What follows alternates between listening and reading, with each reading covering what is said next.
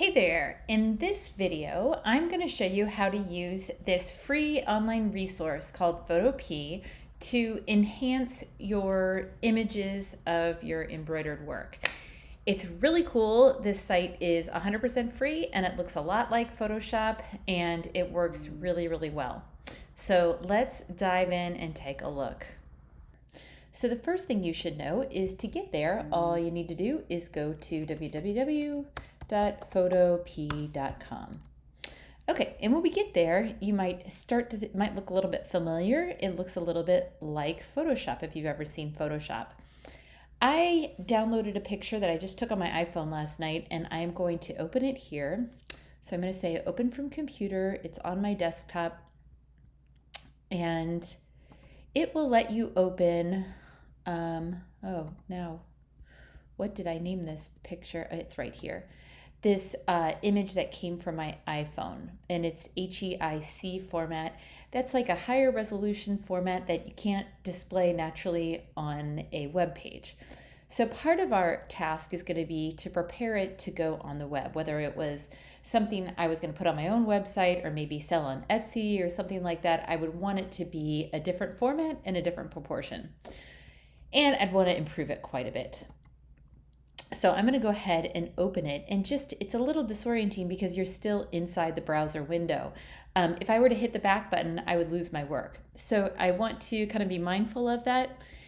One of the reasons why this is free, or how it can be free, is that there are ads running on the side here, which can be a little bit distracting, but it's pretty amazing for what it does. So the first thing that we're going to do is we are going to remove the background. Now, there's a couple of different ways to do this. Probably the easiest way, although it's a little bit manual, is to use the lasso tool, the polygonal lasso tool. And what I usually do is I just zoom in, and I'm doing this by hitting Command plus, and I'm also using the space bar to pan around in my image. I might have zoomed in too much, so I'm going to do Command minus. And what I'm going to do is I am just going to click, click, click around the object that I want to remove from the background.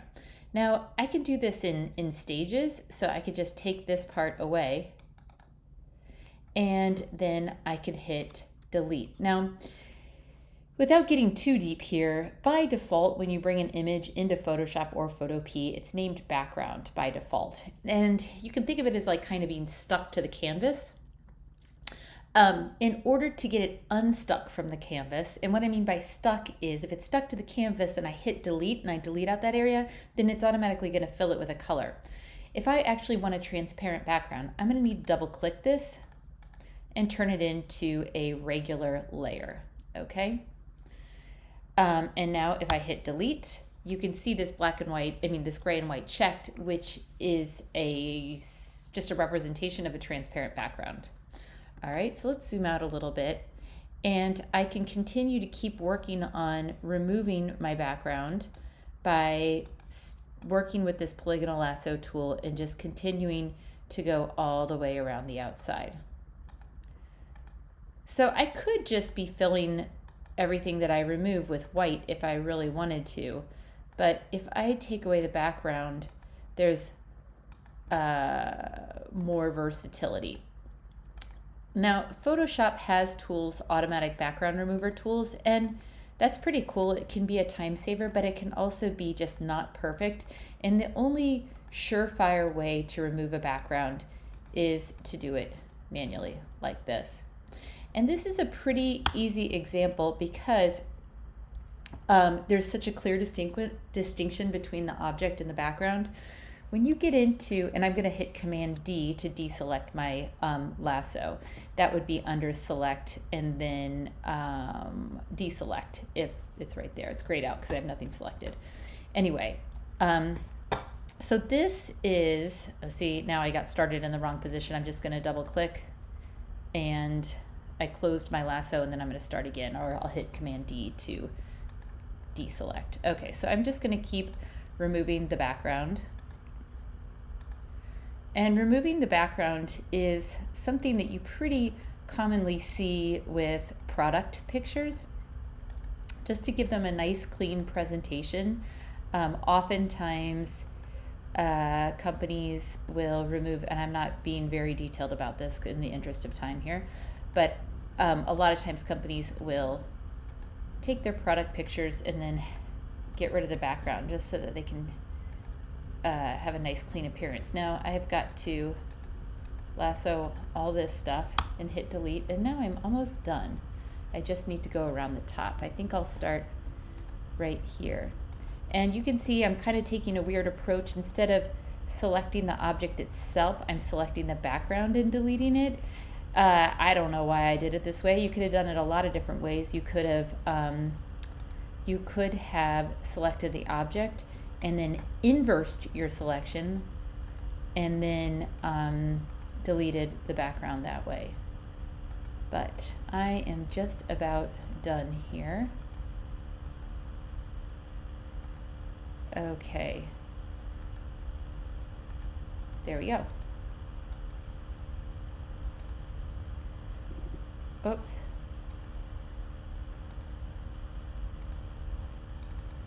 Okay, I'm going to hit delete. And I missed that little part right there. So that's pretty good. That is now with the background removed. What I can do is in Photopea, like Photoshop, we work in layers. So think about them as sheets layered on top of each other. I am going to create a new layer here, and the way that I do that in Photopea is to go to the layers palette and I can say new layer. Now which button is it? Oh, it's this little page right there. And I'm going to move layer 1 behind what was formerly my background layer. And then I'm going to, I have a black foreground swatch and a white background swatch, and I'm going to say, I have layer 1 selected, and I'm going to say edit, and then fill, and I'm going to fill it with the background color. Okay.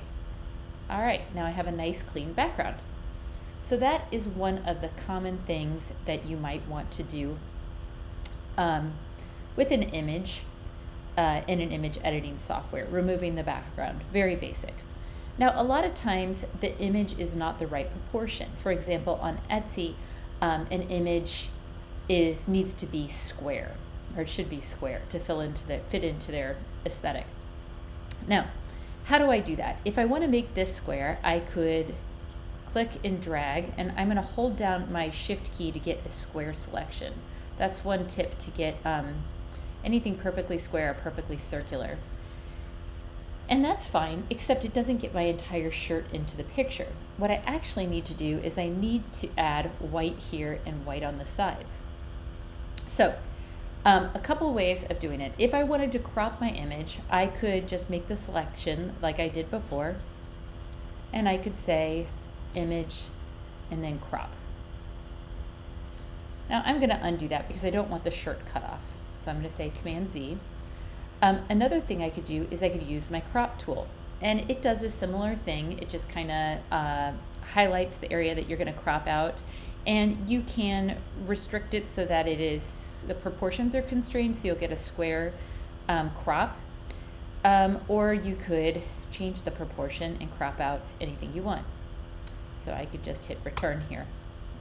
But like I said, I want to get the whole shirt, so I'm going to hit escape so that I can get out of that. And I'm going to say image and then canvas size. And what I'm going to do is I'm going to add pixels on the side. And it doesn't really matter since my entire background is white, I can just add white pixels. So since my image size is 4,032 pixels high, I can make my width 4,032 pixels wide. Voila. Okay, so it just added transparent area, but that's okay. I can go to layer 1 and I can do the same thing I did before and say edit and then fill with the background color. Ooh, that didn't work. The reason why it didn't work is because I had a selection, and so it only filled the areas that was selected. So I'm going to say Command D to deselect, and we will repeat that, or we can use the shortcut to fill with the background, which is either Command Delete or Option Delete. I don't remember. Let's try them both. Command Delete, Oh, got it on the first time. That filled the entire background with the background color. All right, so we've changed our proportion of our image. We've removed the background. Now my image is looking a little bit dull, and so I think I want to improve the contrast. One easy way to go is to say image and then adjustments and brightness contrast. Okay, that's one way of going about it. I kind of like to work with levels a lot, and this may not be the best example of an image where I want to mess with the levels, but what levels do is it says, okay, any pixel that, we have a lot of pixels in this range that are pretty dark, and that's because my shirt's pretty dark. But if I wanted to say, okay, all of the pixels that are close to dark are now black. Okay, so this part here, which were kind of in the grayer range, are now completely black. And the result is that it improved the contrast in a way. And you know, I find that this is really useful if I have an image where the background just has a little, not super white and bright, or there's areas that are not super white and bright. And you could do the same thing where you take the areas of the pixels that are not quite white and you bring them into the white range. So that's what levels does. You also have access to a lot of other image adjustment tools. I like, obviously, brightness and contrast. Brightness, contrast right at the top there. And this is a way of just brightening up and improving the contrast of your image.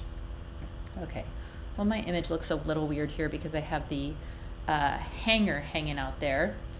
So let's try a little bit of retouching. Can we make this hanger disappear? Well, let's zoom in. That's the first step in retouching, is just zooming in as much as possible. Oh, and you can see I didn't remove the topper in there, so it looks kind of yucky. This is a great area to retouch. I'm going to use my retouching tool. It's called the clone stamp tool. And I'm going to say the philosophy of it is, okay, I want to take pixels that look like this and paint them in here. So I'm going to Alt and then click to sample, and then I'm going to paint. So I'm actually painting the pixels where my crosshair is. That's where I'm grabbing them from, and then I'm bringing them in. That's pretty flippin' cool. Okay, looks much, much better. And it will get more precise. Maybe I went too far there. I'm gonna undo that last little edit. Maybe I should zoom in just a little bit. And I might be working with too large of a brush. I can reduce the size of my brush that I'm painting with. Okay. Whoops, I need to resample. Let's sample here. Alt click and paint. All right, much better. Oh, and that's kind of an ugly part right here. So let's sample right here and paint right here. Now, you could make your images look absolutely perfect.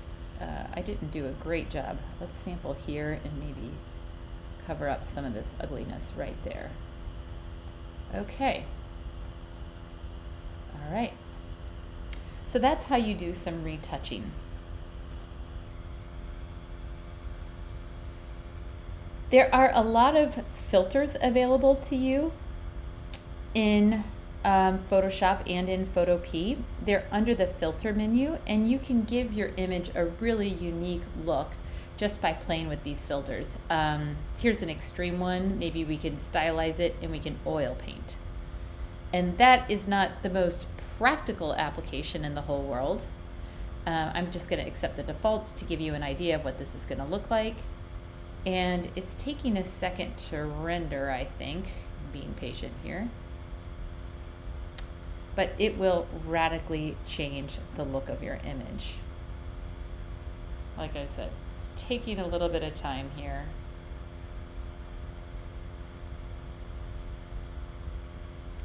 Well, maybe I didn't do an extreme enough.